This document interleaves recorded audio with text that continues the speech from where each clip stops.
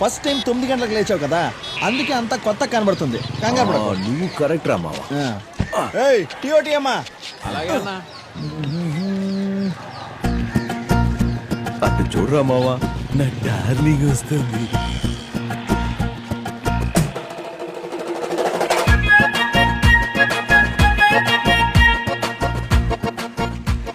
ఏంట్రా మావా ఇది?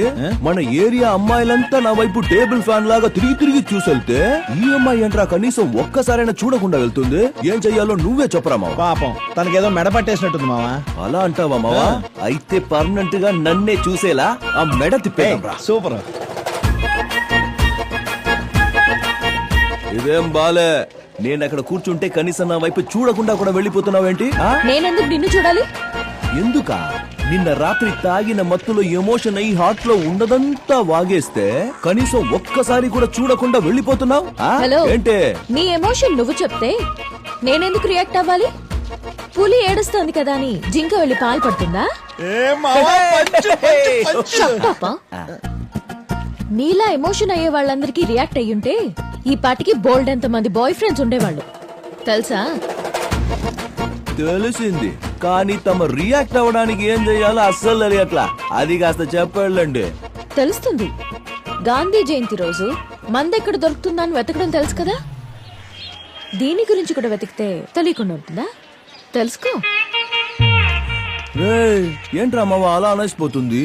మావా ఆ అమ్మాయి టీచరు, నువ్వేమో టార్చరు. నువ్వు ఇలా ఉంటే అమ్మాయిని పడేయడం వీలవుతుందా? నువ్వు కొంచెం చేంజ్ అవ్వాలి. ఏం చేంజ్ అవ్వాలరా? జుట్టు మొత్తం కట్ చేసుకుని ఫార్మల్ డ్రెస్ వేసుకుని ఆ అమ్మాయి ముందు పాపం పసి వాళ్ళ నిలబడు. 100% యాక్సెప్ట్ చేస్తాను. ఎవరి తలైన తెగ నరికి గిఫ్ట్ గా ఇవ్వమను వెంటనే ఇచ్చేస్తాను. ఓ అమ్మాయి కోసం ఒంట్లో పొగరు వదిలేయమంటే ఒడి చేస్తాను. మావా దేవుడి మీద ఒట్టు ఇలాంటి ఐడియాలు ఇవ్వడం రాదు. నువ్వే ఏదైనా ఐడియా ఎత్తుక్కో. మావా ఇవ్వరా రే, ఇవ్వరా ఐడియా, ఇవ్వరా ఐడియా. నువ్వు చెప్పినంత ఇవ్వడం కుదరదు, నేను ఇంతే ఇస్తాను, తీసుకో.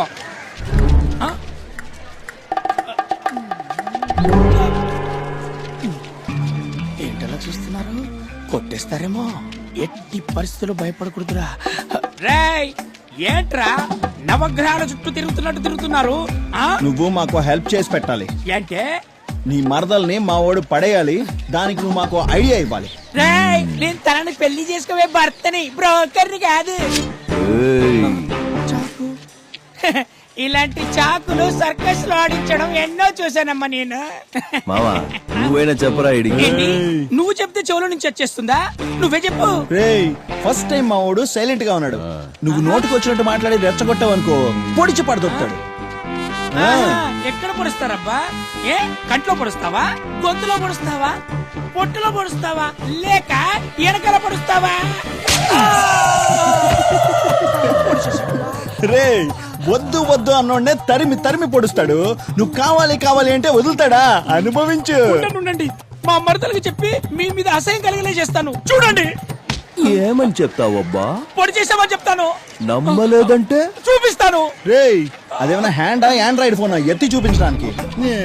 మావా హృదయకాలయ సినిమాలో సంపులాగా నేనెప్పుడు ఆపరేషన్ చెయ్యాలి నేనెప్పుడు ఆపరేషన్ చేయాలని భలే ఆశ నాకు. చివరిసారిగా ఏదైనా చెప్పుకునేది ఉంటే చెప్పు. చెప్పు బాబు. చెప్తాను.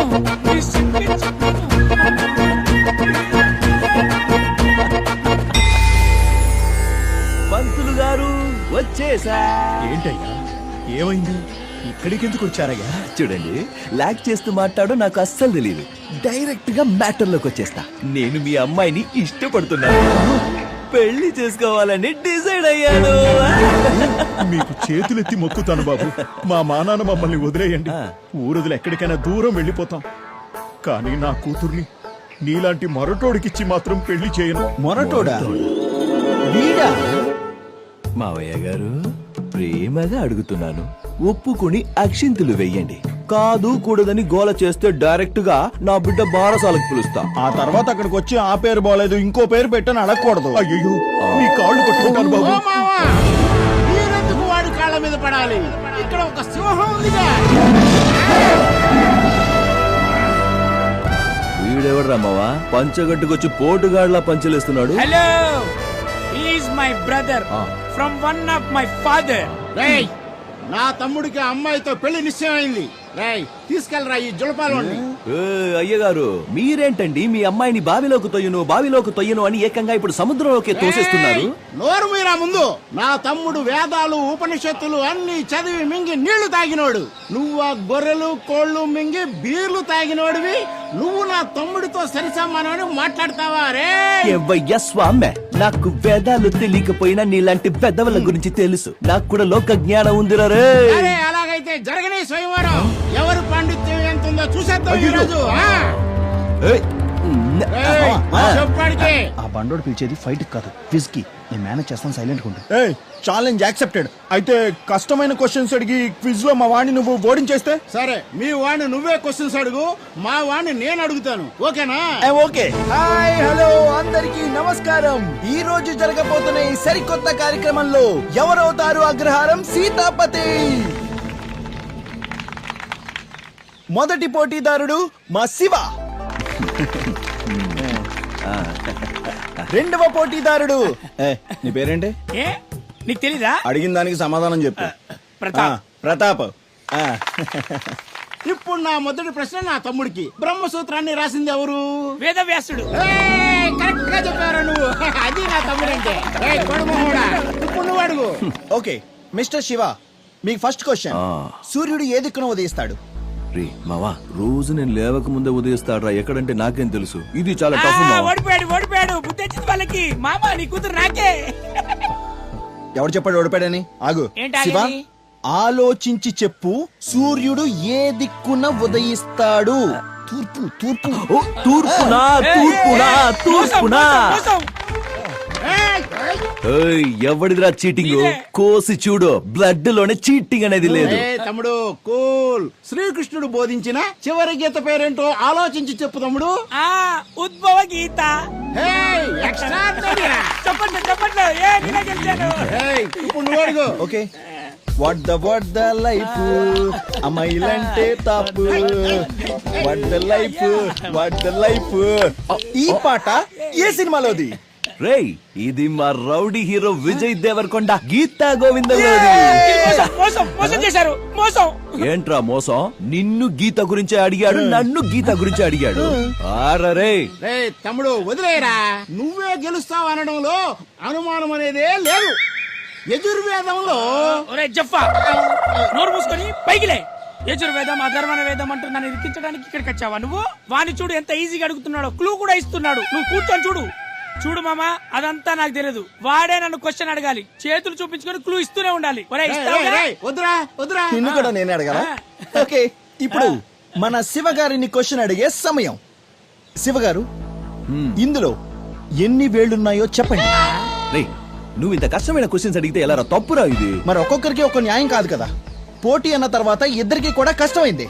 తనకి కష్టమైందే, నీకు కష్టమైందే. దయచేసి చెప్పండి, ఇందులో ఎన్ని వేళ్లున్నాయి? 5. Right answer. మావా ఏంటి మావా ఇదే? ఏ ప్రశ్న అడుగుతున్నాడు వాడు? చైన్ చూపిస్తాడు, క్లూని ఇస్తాడు, వాడి ఇష్టం చేస్తున్నాడు. ఇదే న్యాయమా మావా? నిన్ను కూడా చేయి చూపించి అడుగుతాను, కంగారు పడకు. అడుగు. ఓకే, ఇప్పుడు ప్రతాప్ గారిని క్వశ్చన్ అడిగే సమయం ఆసన్నమైంది. మిస్టర్ ప్రతాప్. 5 వేలు. క్వశ్చన్ అడిగానా? మరి మూసు కూర్చో. మిస్టర్ ప్రతాప్, ఈ చేతిలో ఎన్ని 4, 5. రేఖలు? ఒరేయ్, ఏం ప్రశ్న అడుగుతున్నావు తెలుస్తుందారా? రేఖలు ఇవ్వడం చెప్పగలరా? చెప్పాలమ్మా, అదే కదా గేమ్ అంటే. మరి మాత్రం ఈజీగా ఎన్ని వేలున్నాయో అడిగావు, నన్ను రేఖలు అడుగుతావా? వాణ్ణి ఎన్నని అడిగాను, నిన్ను ఎన్నని అడిగాను. తెలియదంటే తెలియదని ఒప్పుకో, నో ప్రాబ్లం. లేదు నేను ఎందుకు ఓడిపోయాను? సో అలా అయితే ఎన్నున్నాయో చెప్పు. అయ్యో, రేఖలలో చెప్తారయ్యా.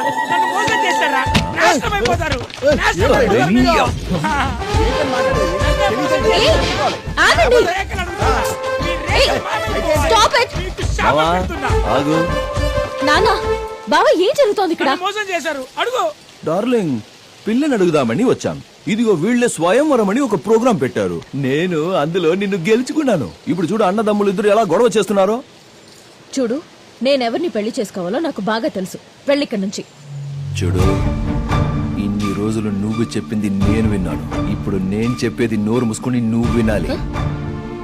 రేపు ఉదయం 11 గంటలకి నీ అంతటా నువ్వే వచ్చి నన్ను పెళ్లి చేసుకుంటానని చెప్తే సరే, లేదంటే మీ అమ్మ నాన్నల ముందే నీకు తాళి గట్టి తీసుకెళ్తా.